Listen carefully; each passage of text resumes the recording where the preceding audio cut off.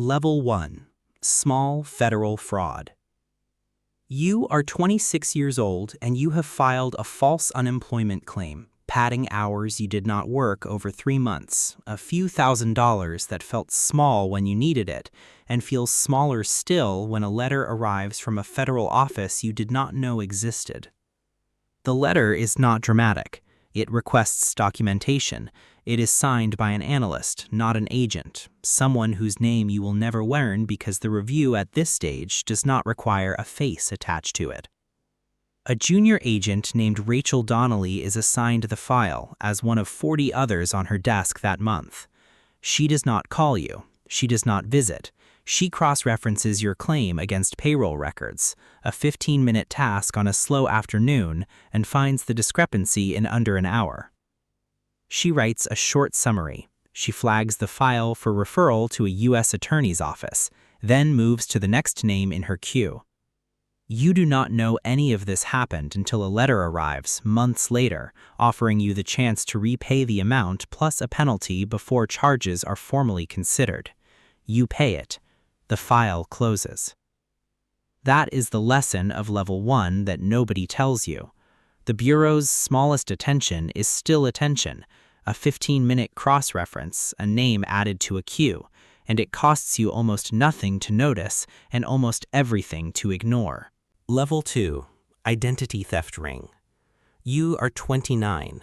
What started as one stolen identity, a wallet, a name, a handful of opened credit lines, becomes 3, then 11, as you learn how easily the first one worked and how little resistance the second one met.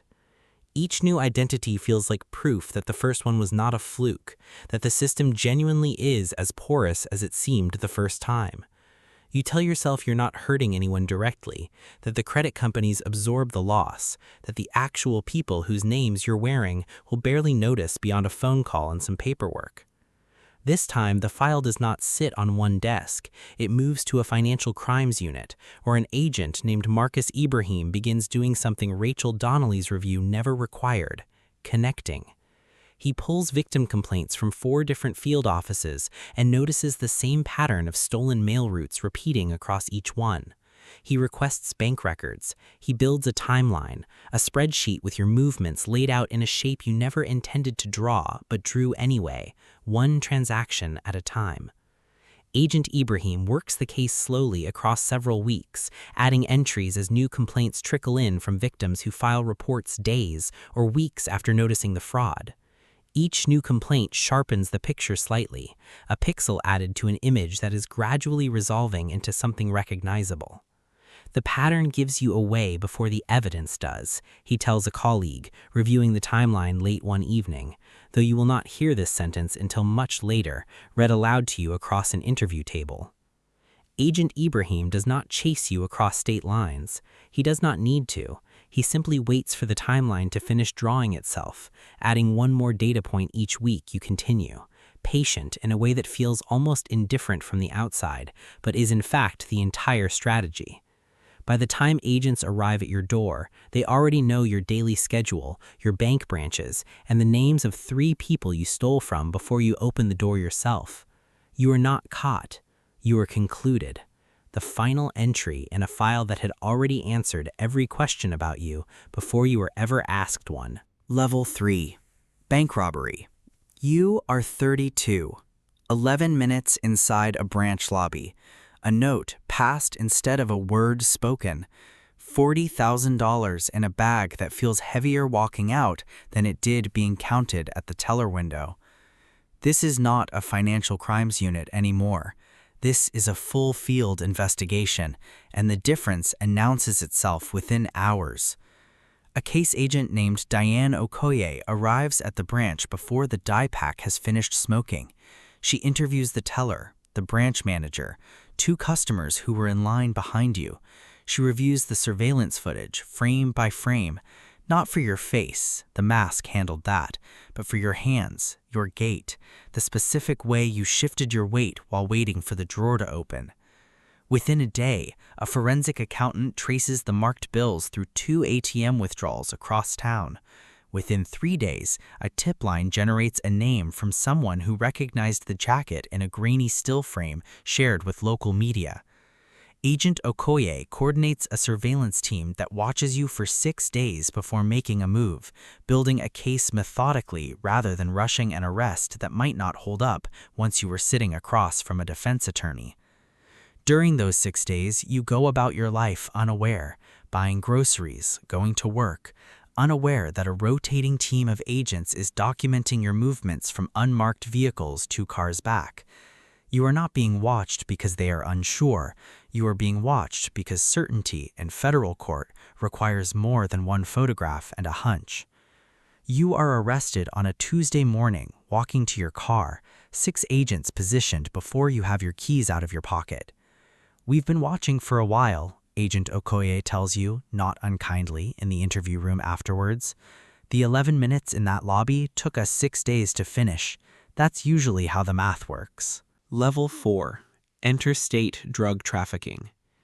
You are 36. What began as a local supply route has grown into something crossing 4 state lines, moving through contacts you inherited rather than built yourself, a network larger than you fully understand even from the inside of it. You tell yourself the scale is someone else's responsibility, that your role is small, a driver, a middleman, a name that would not appear anywhere near the top of any chart the government might eventually draw. This comfort does not survive contact with how the investigation actually works. This draws multiple field offices into coordination, something Agent Okoye's single-branch investigation never required. A task force forms, led by a supervisory agent named Patricia Wren, who works out of a regional office and speaks daily with counterparts in 3 other states.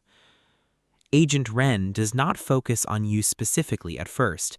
She maps the network, phone records, shipment patterns, financial transfers that move through shell accounts designed to look unremarkable individually and glaring once laid beside each other on a wall of printed pages.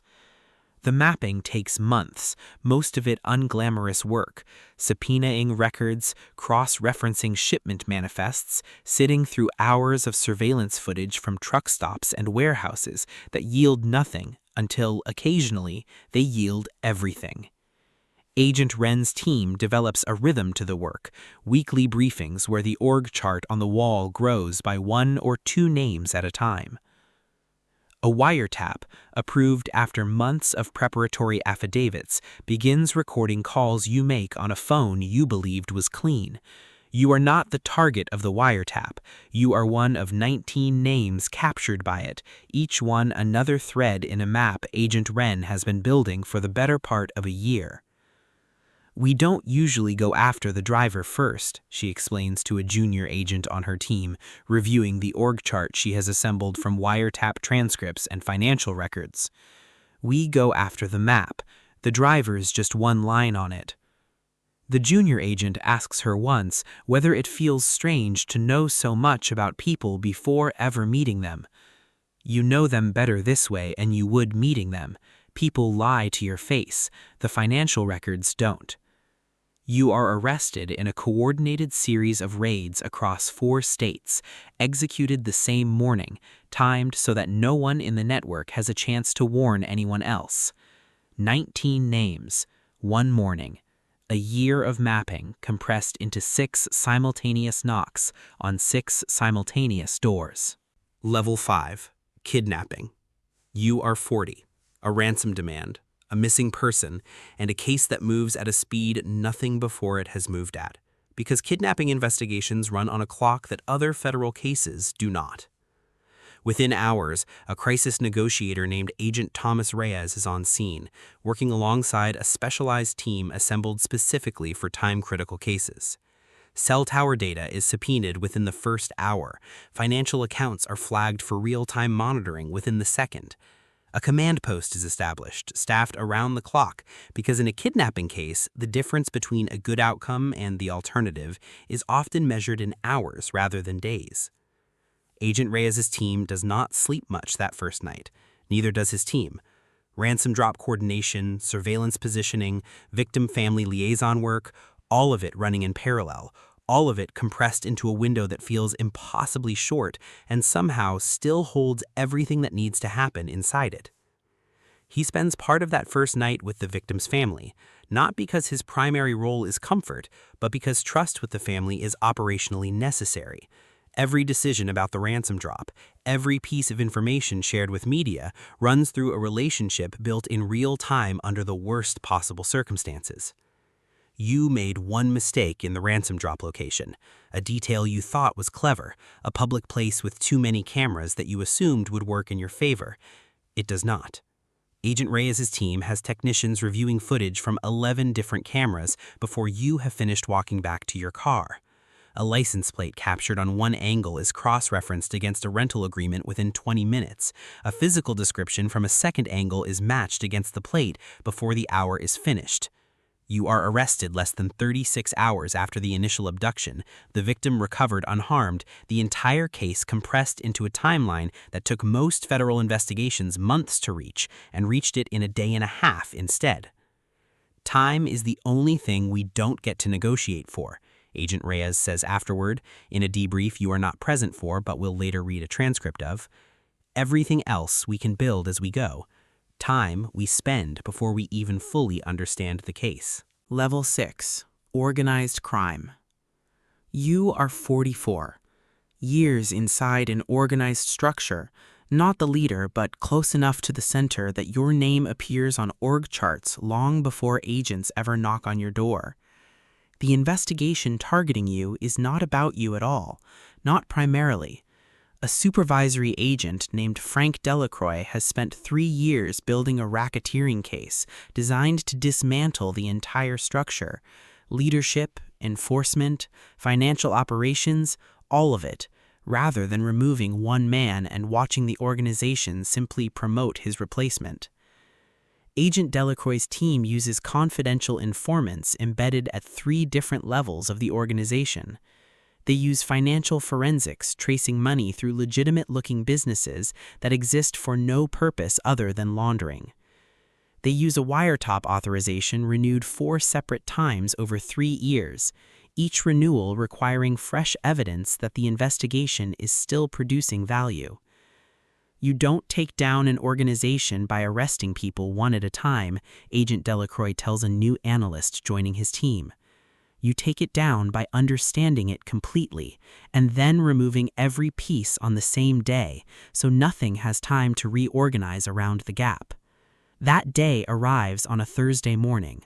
14 simultaneous arrests, 3 years of patient work compressed into 6 hours of coordinated raids across 2 states.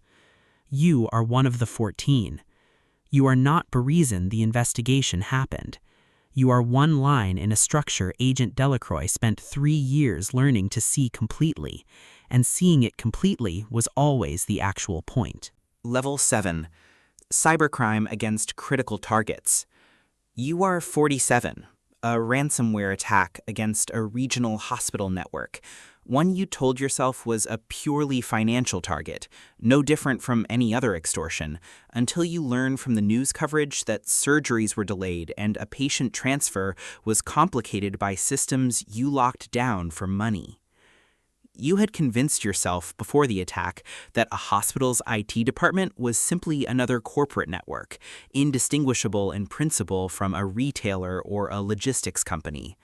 The distinction between those things and a patient waiting on a delayed surgery had not occurred to you as something the target itself would communicate back to you afterward through headlines you cannot avoid. This draws a specialized cyber unit, agents with backgrounds in computer science rather than traditional investigative work. A cyber agent named Lisa Chen leads the technical response, working alongside analysts who trace cryptocurrency wallets through blockchain analysis tools that did not exist in any meaningful form a decade earlier. Agent Chen's team does not need a confession or a wiretap. They need the blockchain, which remembers everything permanently and forgets nothing, no matter how many mixing services you route the ransom payment through. Every transaction is a fingerprint that never fades, Agent Chen explains during an internal briefing you will never hear directly. The technology that makes the crime possible is the same technology that makes the trail permanent. It takes her team 4 months to trace the payment through 6 different wallets and a foreign exchange that, under pressure from international partners, eventually cooperates with the investigation. The work is slow and mostly invisible from the outside. Spreadsheets of wallet addresses, timestamps cross-referenced against exchange records, patient patience applied to a problem that has no shortcuts available to it. You are identified not through a mistake in your operational security, but through the simple, patient application of tools built specifically to outlast whatever anonymity techniques you believed were sufficient.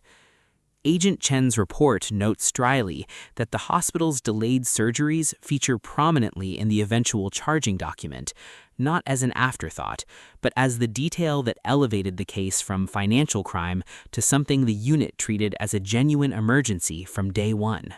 Level 8. Serial Violent Crimes. You are 51. A pattern across 3 states that took investigators years to recognize as a pattern at all, because each incident, viewed alone, resembled a local crime rather than a single thread running underneath all of them. A behavioral analyst named Dr. Samuel Whitfield, attached to a specialized unit that studies patterns across jurisdictions, is the one who first notices the connection, a signature in the crime scenes that local detectives, working in isolation from each other, had no reason to compare. Dr. Whitfield's report circulates quietly at first, then urgently once a 4th incident confirms what the first 3 suggested. A multi-state task force forms, coordinated by a case agent named Gregory Alston, who spends months building a geographic profile alongside Dr. Whitfield, narrowing a search radius that started as 3 states and ends as a single county. The work between them is collaborative in a way that surprises younger agents assigned to the task force. Dr. Whitfield's behavioral analysis shaping where Agent Alston deploys resources, Agent Alston's ground-level investigative findings refining Dr. Whitfield's profile in turn, each discipline correcting the other's blind spots over months of shared casework. The pattern doesn't lie, even when the crime scenes are separated by hundreds of miles and years, Dr. Whitfield tells the assembled task force during a briefing. People repeat themselves. It's the most consistent thing about any of us. Physical evidence, painstakingly reprocessed with techniques unavailable at the time of the earliest incidents, eventually produces a DNA match that connects you to all 4 crime scenes. The reprocessing itself takes months, a backlog of evidence run through updated lab techniques that did not exist when the first incident occurred, the technology finally catching up to a case that had been waiting years for it to arrive. The arrest, when it finally happens, feels almost anticlimactic after the years of patient cross-referencing that preceded it. 2 agents, a quiet knock, a case that took longer to build than most careers take to develop, concluding in less than 30 seconds at your front door. Level 9. International Criminal Organization. You are 55. An operation spanning 3 countries, financial networks that cross borders faster than any single agency's jurisdiction can follow them without help. This requires something beyond domestic coordination. A legal attaché named Robert Castellanos, stationed at a U.S. embassy overseas, becomes the connective tissue between American investigators and law enforcement partners in 2 other countries, each with their own legal systems, evidentiary standards, and political considerations that complicate what would otherwise be a straightforward pursuit. Agent Castellanos spends over a year negotiating mutual legal assistance requests, each one a formal diplomatic process rather than a simple phone call, each one requiring translation, legal review, and approval from officials in multiple governments before a single piece of evidence can officially cross a border. Domestic cases move at the speed of a subpoena, he tells a colleague during a video call that spans 3 time zones. International cases move at the speed of the slowest government's paperwork, and there's nothing anyone can do to rush that except build the relationships years before you actually need them. He recalls, in that same call, a case from a decade earlier that stalled for 8 months, waiting on a single signature from an official who was, it turned out, simply on an extended leave no one had thought to ask about. The lesson from that failure shapes how he builds every relationship since. Redundant contacts, backup channels, relationships that exist independent of any one official's availability.